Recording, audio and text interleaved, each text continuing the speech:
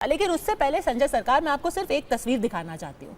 आज आप जिस कलकत्ता पुलिस को, बंगाल पुलिस को स्कॉटलैंड यार्ड कह रहे हैं, जिसको कल आपने भीड़ के हवाले कर दिया था, जिसकी कोई सुध लेने को नहीं था, उसकी एक तस्वीर दिखाना चाहती हूँ। 3-4 पुलिस वाले, हमें पता चला कि करीब 18 ऐसे पुलिस वाले हैं जो कि घायल हुए हैं। उनमें से एक पुलिस वाले की तस्वीर मैं आपको दिखाना चाहती हूँ। दिखाइए, वो आदमी लहूलुहान हालत में, किसी के पैर पे पट्टी है, किसी का सर फटा हुआ है, किसी के हाथ से खून निकल रहा है। क्या नाम है उस आदमी का? अमीनुल इस्लाम।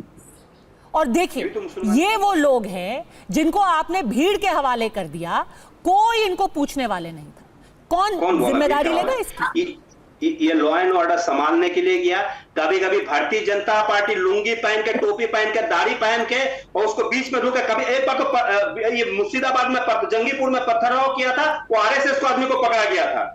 आरएसएस को आदमी को पकड़ा गया था। आरएसएस जो, चलिए, ये एक नई थ्योरी है भाई, ये एक नई थ्योरी है कि RSS. UEN Jaipur is a perfect target for prospective students aspiring for good jobs, good education with future-ready skills. RSS के लोग टोपी पहन करके पत्थरबाजी कर रहे हैं, आप यही कह रहे हैं संजय सरकार?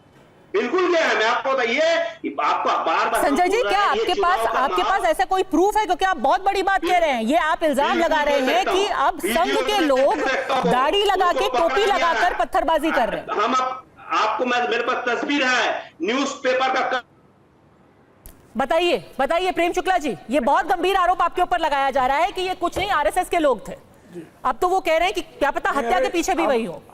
अब इनकी मानसिक स्थिति, अरे ये कहीं ये ना कह दें कि सुश्री ममता बनर्जी साड़ी पहनकर जो है वो राष्ट्रीय स्वयंसेवक संघ की स्वयंसेविका है। ये उन्होंने ये वो आह्वान किया। ये भी कह सकते हैं कि सिद्दुकुल्ला चौधरी जो टोपी पहने हुए हैं वो भी राष्ट्रीय स्वयंसेवक संघ के स्वयंसेवक हैं। अब ये भी कह दें तो आश्चर्य मत करिएगा। अब टीएमसी के नेताओं के पास जब कोई उत्तर शेष बचा नहीं, कोई तर्क शेष बचा नहीं, पूरी तरह से जो है इनका नंगापन जो है उजागर हो चुका है।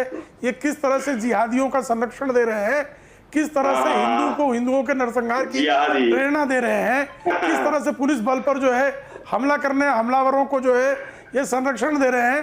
तो अभी बस इतना ही कहना बाकी रह गया है कि सुश्री ममता बनर्जी जो है ये तो राष्ट्रीय स्वयंसेवक संघ की स्वयंसेविका है। वो तो यहाँ पर आकर जो है वो जानबूझकर जो है वो आके वो जमीयतुल इस्लामी के मंच पर जाकर जमीयत के लोगों को वो जो है भड़काने का काम जानबूझकर करती है ताकि जो है आरएसएस को फायदा हो। अब ये कहने की इनकी सिर्फ इतना ही शेष बचा है, बस इतना ही कहना संजय सरकार, ये मत कह देना कि ममता बनर्जी जो है वो स्वयंसेविका है, बस इतना ही शेष बचा है। नहीं, और संजय जी, अगर सच में ये मामले को हम कोई हल्के में नहीं रह सकते। अगर सच में आपके पास ऐसा कुछ भी सबूत है, इसको आप पब्लिक में रखिए, उन लोगों को अरेस्ट कीजिए और उनका नाम आप जग जाहिर कीजिए। ये सिर्फ राजनीति के लिए ऐसे टीवी पे इल्जाम लगा करके पीछे मत हटिएगा। लेकिन शादाब शम्स, ममता बनर्जी ने आज बिल्कुल साफ साफ अपने स्टेटमेंट में कहा है, उन्होंने कहा है कि याद रखिए, ये कानून हम नहीं लेकर के आए हैं, कुछ लोग ये कानून ला करके माहौल को खराब कर चुके हैं और अब आपको भड़काने की कोशिश कर रहे हैं। ऐसे लोगों के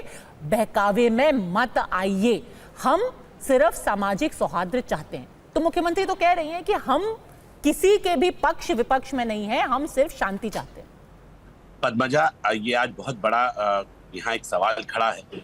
सबसे पहले तो मुस्लिम पर्सनल लॉ बोर्ड के जो अध्यक्ष बैठे हैं हमारे अजहरी साहब, मेरी गुजारिश है उनसे कि या तो जिम्मेदारी लीजिए कि भाई ये हमारे लोग थे, हम जिम्मेदारी लेते, और या पीछे हट जाइए कि भाई ये हमारे लोग नहीं थे, ये टीएमसी के गुंडे थे जो गोल टोपियां में आए थे। दोनों में से एक चीज तो है। आप ये नहीं कर सकते कि आप भाग भी जाएं, जिम्मेदारी भी ना लें और दूसरों के ऊपर उनकी बात को भी ना सुने। दोनों में से मैं आपसे भी गुजारिश करूंगा, अजहरी साहब, इस कौम को मत फंसवाइए अपनी राजनीति के चक्कर में। जमीयत ने समझदारी दिखाई है, वो बैकआउट हो गई है। आपसे भी गुजारिश है, बैकआउट हो जाइए।